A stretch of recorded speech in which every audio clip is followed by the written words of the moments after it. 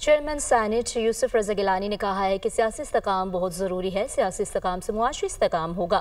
Budget میں عوام کو ریلیف ملنا چاہیے۔ ہمارے بیانیوں کو لوگ مان رہے ہیں۔ عید پر غریبوں کا خاص خیال رکھا جائے۔ عید الاضحیٰ پر شہداء کو یاد رکھنا چاہیے۔ وہ ملتان میں میڈیا سے گفتگو کر رہے تھے۔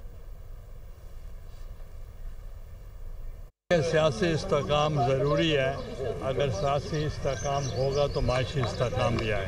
میں قوم کو پیغام دوں گا کہ اس موقع پر آپ ان شہداء کو اور پاک جوان فوج کے جو جوان ہیں جو شہید ہوئے ہیں، جنہوں نے جمع مردی کے ساتھ مقابلہ کیا ہے، اور وہ لوگ جو غریب ہیں، اسلامی امہ کے لوگوں سے اپیل کروں گا کہ ان کی وہ مدد کریں اور ان کا خیال کریں، غریبوں کا خیال کریں۔